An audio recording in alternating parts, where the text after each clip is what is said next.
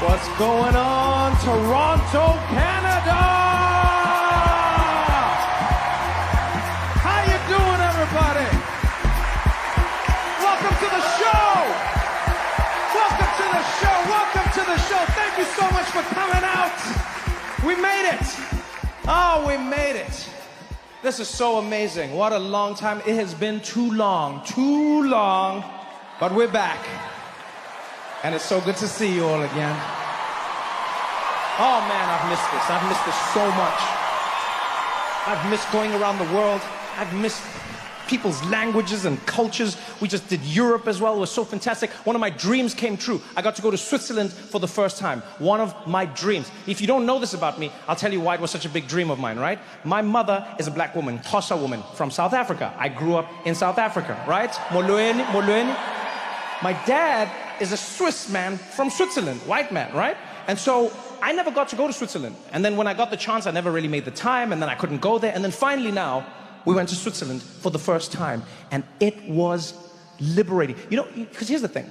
My whole life, I've always felt like my dad didn't really love me, okay? And then now, when I went and met him in Switzerland, I was like, no, he's just Swiss. They're all like that. It was a bit weird though. It was a bit weird. I tried to surprise him though. Right? I tried to surprise him by learning German. We hadn't seen each other for a while, and because he speaks German, I thought I was going to surprise him on the trip. You know, I went on Duolingo, did a bunch of studying, and I got to Germany, got to like practice the whole thing. Got to Switzerland, I was like, oh, this is it. And I was ready. I was like, I'm going to surprise my dad. I planned to get to his house, knock on the door. He was going to open it, be surprised, like, oh, Trevor. Then I'll be like, Papa, ich spreche Deutsch. He was going to be like, oh, ich liebe dich. Be like, ah, die net am Pototo. It was going to be a whole thing. I had it all planned out. Didn't go according to plan. I got there. He was surprised. He was happy. But as soon as I spoke, I was like, Papa, ich spreche Deutsch. And he was like, don't do that. Don't do that, huh? No, don't do that. No. Learning German has been a weird journey for me. You know? Because I mean, I want to speak it because most of my family speaks it on my dad's side. But I've learned a few things about my German which haven't been great. I was in Germany visiting some extended family in a place called Cologne. Beautiful city. If you've never been, you should go. Stunning place. And one of my friends, Rolf, was with me in the city, right? And so one day Rolf turns to me and he's like, Trevor, you know, today maybe we should go have a traditional German meal, yeah? You want to eat something traditionally German? Yeah, we're going to take you, okay? And I was like, oh, that sounds amazing, Rolf. What are we going to have? He's like, okay, have you heard of Subway? So I don't think that's German, Rolf. He's like, nine. I'm just saying to understand the chain, right? Where you're going to be having the sandwiches and you are having the bread and you are choosing the toppings. I was like, yeah, no, Subway works, man. He's like, oh, okay. So I want to take you to a German version, yeah? Better than that, better. Like with the best bread and the best meat, you have to go. And so he took me and he wasn't lying. And so we go to the sandwich shop. It's like 50 years old. Everything is in German. We walk in and I was like, oh, this is it. Might not be my dad's house, but this is where I can practice my German. And my friend Rolf looks at me, he's like, Trevor, would you like me to order? I was like, no, Rolf, I'll order the food. He's like, okay, you're going to buy the food? I was like, no, you're going to buy. I just want to order it. I just want to practice my German. He's like, but they might not understand you, yeah? Because you know German can be different. I was like, yo, I got this, Rolf, I got this. So I walk up to the counter. The woman was really friendly as well. She's like, Guten Tag, kann ich dich helfen? And I was like, Guten Tag! Ich will ein kleines Brotchen haben, bitte schön. Das schwarze Brotchen mit der Käse. Und das Schinken, bitte schön. Und gib für mich ein Pepsi-Cola, danke.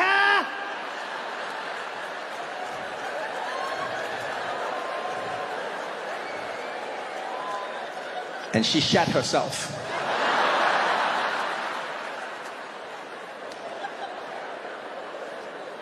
I'll never forget the look in that woman's face. She was petrified. She stared at me and she was like, der schwarze Hitler. Which means the black Hitler.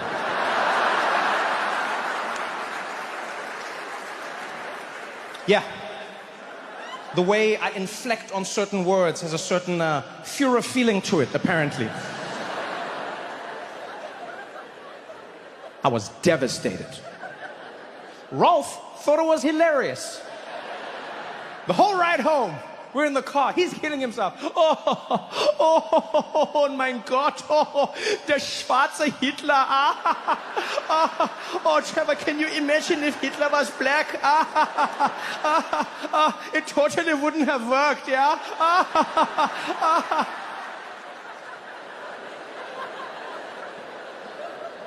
Like, Ralph, it's not that funny.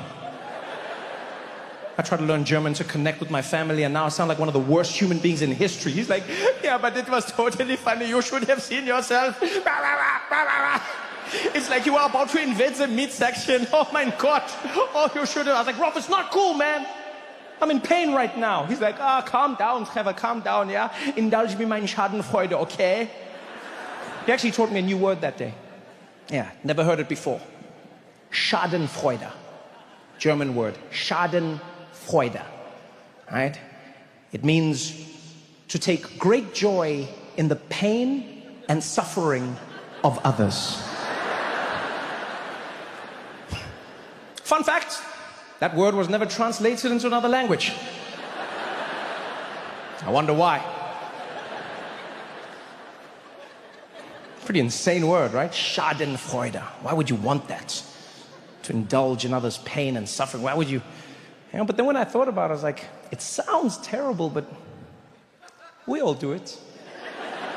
Yeah, every single one of us in this room. We all experience Schadenfreude. You know? We all do. You know when you have Schadenfreude? It's when you're driving on the highway, yeah? And you're cruising along, everything's going well, and you look over on the other side, and the traffic is packed up. And you get that little feeling inside, like, I made the right choices in life. That's Schadenfreude. You know what Schadenfreude is? Schadenfreude is what happened when black women saw middle-aged white men crying after Disney said they were changing The Little Mermaid.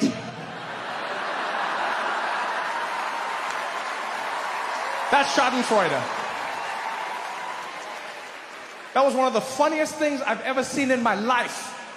Grown men crying. This is ruining my childhood. They changed The Little Mermaid. She looks nothing like the original. Nothing? She looks nothing like the original? Really? Nothing?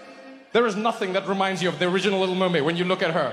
Nothing at all. You realize the only thing that changed is the color of her skin. This part of the color of her skin. The hair's red. The body is fish. That doesn't remind you of the Little Mermaid?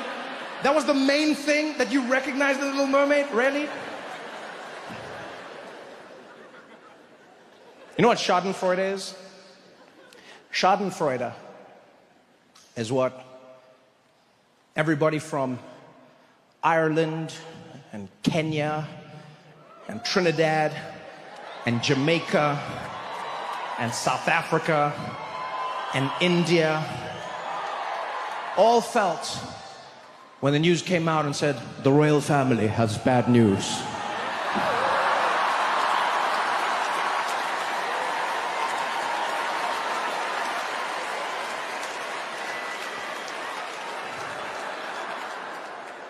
Here's the thing people don't understand. People were like, no, are you laughing at this? Are you laughing at this? It's like, yes, first of all, but you're misunderstanding it. Right? The royal family always gets sensitive about people responding to their bad news, but they don't seem to understand that's not really bad news. Every time the royal family wants us to feel sorry for them, is it really bad news? Huh? They'll be like, please, we ask you for your sympathy right now. We have lost Harry and Meghan. You've lost them? Like they're missing? No. Your favorite British couple has now become your favorite American couple. Oh.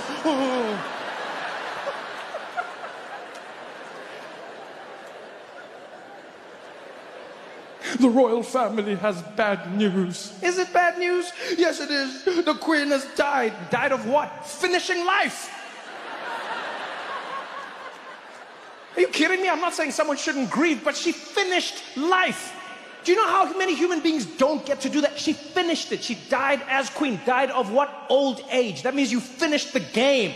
Done. Credits are rolling. Buried with the jewels. Hashtag winning. You want the colonies to be sad? Those are their jewels. Africans were like, can we have our diamonds back? They're like, no, no, no. The queen takes them with her. You kidding me? People are like, well, I mean, this is not the time to be talking about her. You shouldn't be saying bad things about her. It's not, you shouldn't be speaking ill of the dead. No, that's exactly what you should do. Yeah, the perfect time to talk shit about people is when they're dead. All right?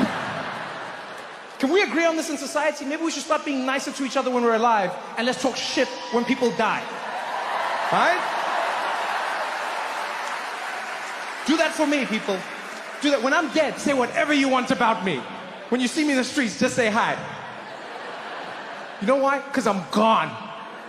Like, oh, these people up there and they're dancing on her grave. Yeah, that's what graves are made for. That's why they made them flat. The whole point was that people could come and dance on them. Otherwise, they would have made them slanted so you would slide off. And even in that, the queen is winning. She's got some of the best dancers dancing on her grave. Huh? Could you imagine Africans coming in and they're just there, huh?